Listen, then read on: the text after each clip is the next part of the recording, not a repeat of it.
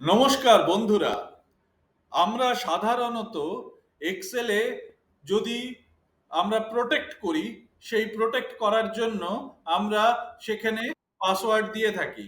কি করে Excel শিটকে protect করতে হয় তার জন্য তার ডিটেলসটা আমরা একটি ভিডিওতে আলোচনা করেছিলাম। ভিডিওর লিঙ্কটা এখানে দিয়ে দেওয়া হবে, আপনারা প্রয়োজন হলে দেখে নেবেন। সেই প্রোটেক্ট শিটকে যখন আনপ্রোটেক্ট করতে হয়, যে পাসওয়ার্ড দিয়ে আপনারা দিয়ে প্রোটেক্ট করেছিলেন সেম পাসওয়ার্ড দিয়ে আপনারা আনপ্রোটেক্ট করতে পারেন। যদি দুর্ভাগ্যবশত আপনি যদি পাসওয়ার্ডটি ভুলে গিয়ে থাকেন, তখন কি হয়?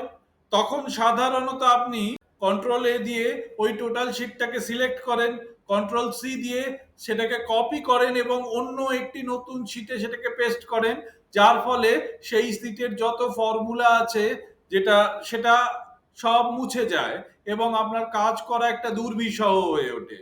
আজকে এই সমস্যাটা থেকে বেরোবো। আমরা জানতে পারবো না পাসওয়ার্ড কি আছে, কিন্তু আমরা সেই পাসওয়ার্ডটি কি করে ক্র্যাক করতে হয় সেটা আজকে শিখবো। আমি আশা করি এটি কোনো অসৎ উপায়ে আপনারা ব্যবহার করবেন না। আমাদের এক্সেলের পাসওয়ার্ড সিস্টেমটা একদম বীভৎস যে কঠিন সিকিউরিটি সিস্টেম সেরকম কিছু নয়। এটাকে খুব সহজেই এই এক্সেল পাসওয়ার্ডকে ক্র্যাক করা যায়। তো আমরা সেই ক্র্যাক করার পদ্ধতিটা আজকে জানবো। আমরা সরাসরি এই এক্সেল ফাইলটাতে চলে যাই এবং দেখি কি করে প্রোটেক্ট আনপ্রোটেক্ট থেকে আমরা পাসওয়ার্ডটাকে রিমুভ করতে পারি। আমরা টেক ফাংশনে ব্যবহার করা যে ফাইলটা ছিল সেই ফাইলের একটি শিটকে খুলে নিলাম, ভিস্ট্যাক টেক। এই শিটটাকে আমরা প্রোটেক্ট করে দিচ্ছি। প্রোটেক্ট করতে গেলে আমাদের কি করতে হয়? প্রথমে রিভিউতে যেতে হয়, তারপরে প্রোটেক্ট শিটে যেতে হয়। এই প্রোটেক্ট শিটে গিয়ে আমি এখানে পাসওয়ার্ড দিয়ে দিলাম 1 2 3 4 5 এবং পাসওয়ার্ডটাকে রি এন্টার করতে বলছে। আমি রি এন্টার করে 1 2 3 4 5 পাসওয়ার্ড দিয়ে দিলাম। এখন এই শিটটাতে আমি যদি কিছু লিখতে যাই, দেখুন এখানে লেখাটা আসবে, the cell or chart you are trying to change is on a protected sheet.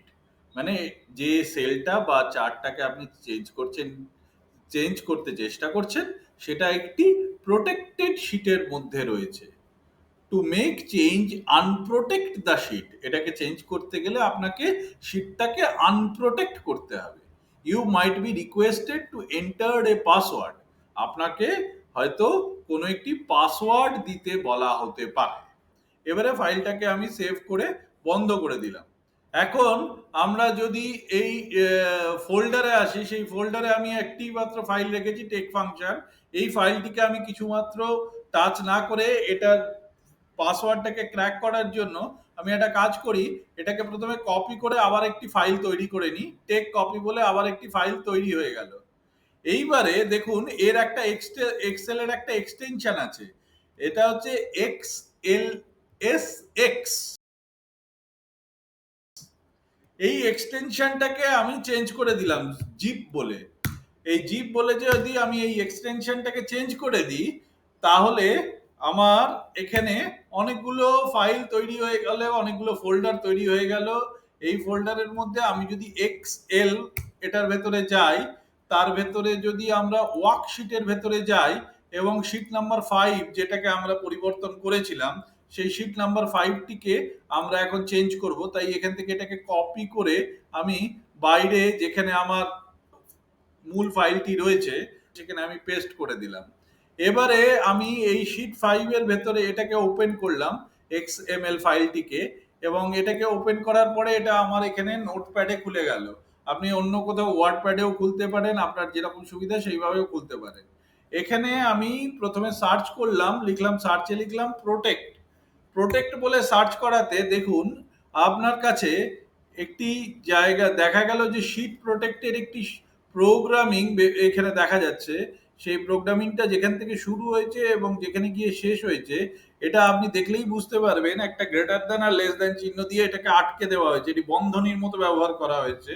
তো এই জায়গাটাকে সিলেক্ট করে নিলাম এবং জাস্ট ডিলিট করে দিলাম। ডিলিট করে এবারে ফাইলে গিয়ে এটাকে সেভ করে দিলাম, সেভ করে এটাকে ক্লোজ করে দিলাম। এবার এই যে এক্সএমএল ফাইলটা হলো, এটাকে আমি কপি করে আমি ওই যে টেক জিপ যে ফাইলটা হয়েছিল, টেক জিপ ফাইলের ভেতরে ঢুকে সেখানে এক্সেলের ভেতরে ঢুকে ওয়ার্কশিটে ঢুকে আমি এই যে এক্সেল ফাইভ যে ফাইলটা ছিল সেটাকে ডিলিট করলাম, এবং যেটা আগে ছিল যেটাতে প্রোটেক্ট বলে ব্যাপারটাকে আমি চেঞ্জ করলাম, সেটাকে পেস্ট করে দিলাম।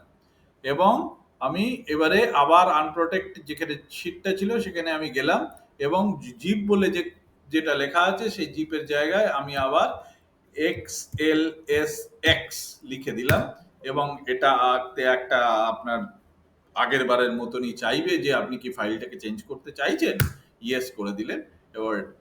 এবারে যদি ফাইলটা খোলেন আপনি, তাহলে দেখুন এই শিটটা আর প্রোটেক্টেড নেই, এই শিটটাতে আপনি যা খুশি লিখতে পারছেন। ভীষণ মজার ব্যাপার, ভীষণ জরুরি ব্যাপার। আশা করি আপনারা কোনো অসৎ উপায়ে অন্য ব্যবহার করবেন না এটাকে।